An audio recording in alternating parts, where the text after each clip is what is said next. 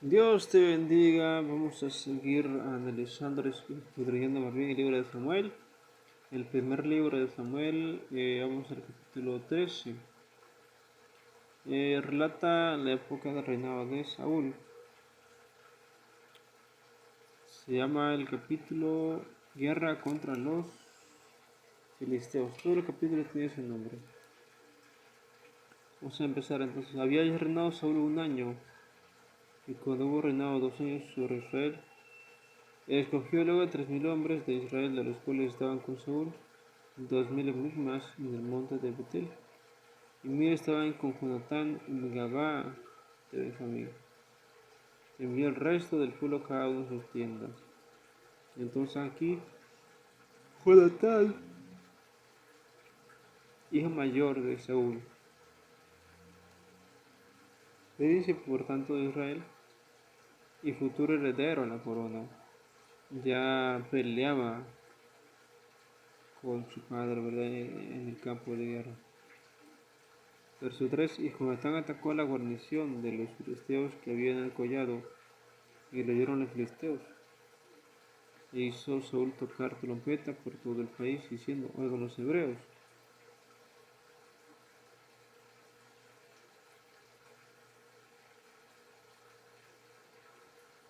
Y todo Israel oyó que se decía: Saúl ha atacado a la guarnición de los filisteos. Y también que Israel se había hecho abominar a los filisteos. Y se juntó al pueblo en pos de Saúl en Gilgal. Parece que aquí fue iniciativa de Saúl atacar a los filisteos, ¿verdad? Ahora, aún así, recuerden que Israel eran esclavos de los filisteos, tanto así que los filisteos le prohibieron a Israel tener herrero para que no usaran espadas, ¿verdad?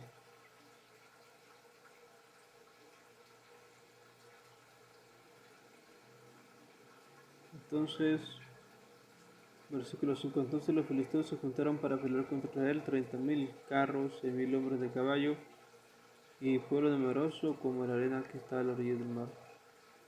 Y subieron y acamparon en Micmas, al oriente de Bet-Aven. 6: Cuando los hombres de Israel vieron que estaban en estrecho, porque el pueblo estaba en aprieto, se escondieron en cuevas, en fosos, empeñados con rocas, en cisternas. Aquí se dieron cuenta que eran poquitos, eran 3000, de hecho, 2000 con Saúl, 1000 con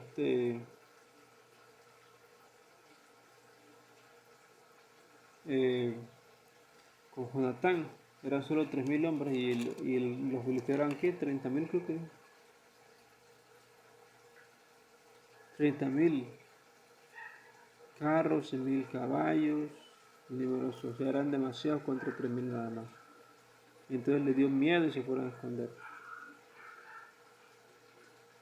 Y algunos de los hebreos pasaron el Jordán a la tierra de Gad y de Galat.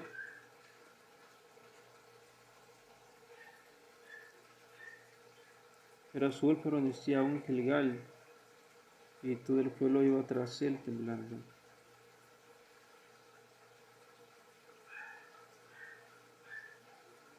Y él esperó 7 días, conforme al plazo que Samuel había dicho, pero Samuel no venía a Gilgal y el pueblo se le desertaba. De hecho, lo mismo le pasó a Gedeón, si recuerdan, que al principio eran como 30.000 hombres, no es que más, y que poco a poco fue deshaciéndose del pueblo hasta que además le quedaron 3000. A Gedeón le pasó, ¿verdad? No fue juez, pero fue... No, perdón, no fue rey, pero sí fue juez Gedeón. Que le pasó lo mismo, el pueblo se desertaba a Gedeón, pero sí se esperó. Y Samuel no. Saúl no. Entonces dijo Saúl: tráeme holocaustos y ofrenda de paz, y ofreció el holocausto. Y cuando él acababa de ofrecer el holocausto, aquí Samuel que venía, y Saúl salió a recibirle para saludarlo. Entonces Samuel dijo: ¿qué has hecho? Y Saúl respondió: porque vi que el pueblo se me desertaba y que tú no venías ante el profesor señalado, y que los filisteos estaban reunidos en Migmas.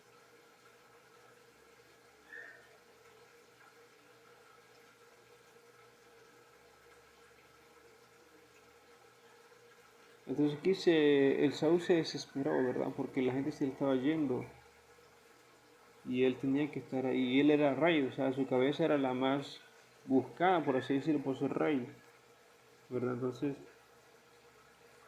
llega Samuel y le dice, me dije ahora ascenderán los filisteos contra mí Gilgal y yo no imploré el favor de Jehová.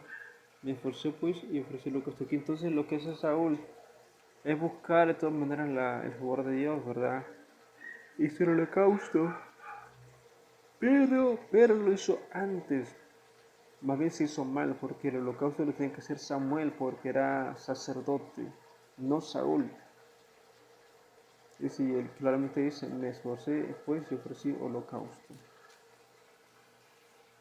Entonces Samuel dijo a Saúl, locamente has hecho, no guardaste el mandamiento de Jehová tu Dios que él te había ordenado.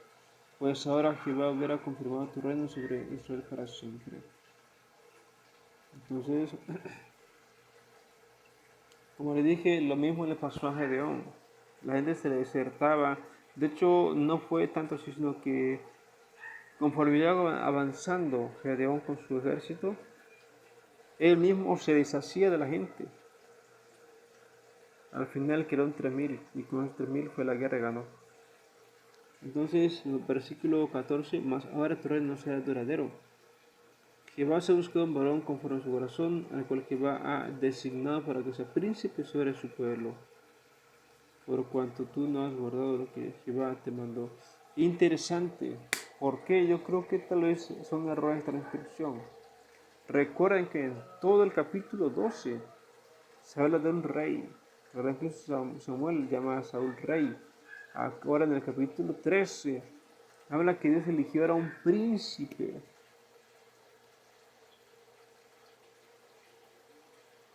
Entonces puede ser un error de transcripción o puede ser algún secreto de la Biblia, ¿verdad?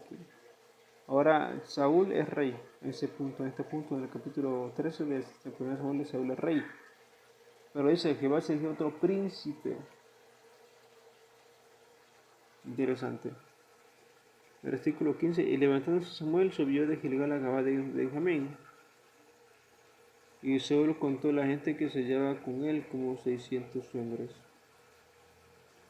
Saúl pues y Jonatán su hijo y el pueblo que con ellos se hallaba se quedaron en Gabá de Benjamín, pero los filisteos habían acampado en Migmas.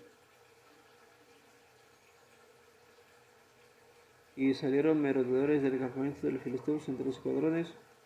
Un escuadrón marchaba por el camino de Ofra hacia la tierra de Sual.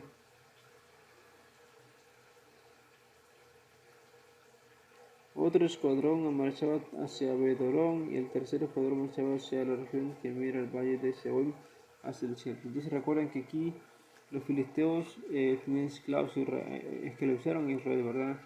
Entraban a Israel, el país, y saqueaban lo que querían, tomaban el trigo, sus ganados pastaban en las tierras de Israel, ¿verdad? Vivían agua.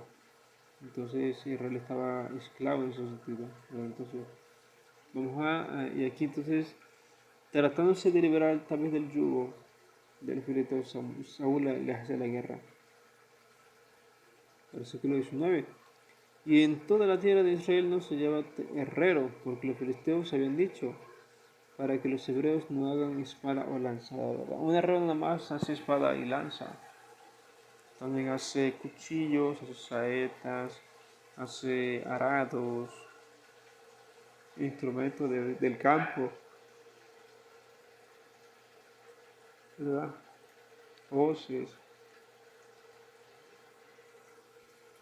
Por lo cual todos los de Israel tenían que descender a los filisteos para afilar cada uno las rejas de su arado, su acetón, su hacha o su hoz.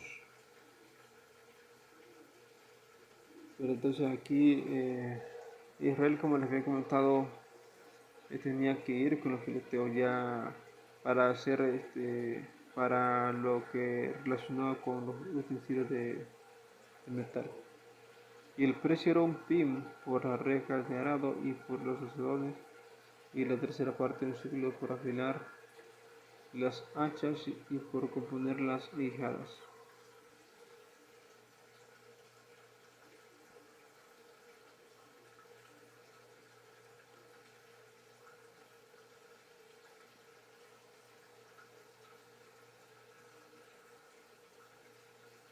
versículo 22.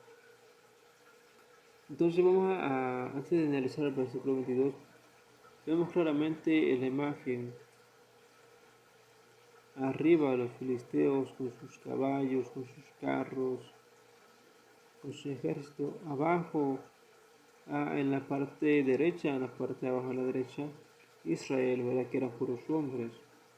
Algunos como que se les parece una lanza, ¿verdad? A la izquierda abajo, en la primera imagen vemos como Samuel dirige a Saúl, ¿verdad? Y abajo, en la parte de abajo a la izquierda, como Samuel probablemente reprende a Saúl por no haber esperado, ¿verdad?, a que se hiciera el holocausto, porque era Samuel el que tenía que hacer el holocausto, no Saúl. Vamos a analizar el versículo 22. Así aconteció que en el día de la batalla no se dio espada ni lanza en mano de ninguno del pueblo, que estaba con Saúl y con Jonatán, ¿verdad?, excepto Saúl y Jonatán, sino que las tenían.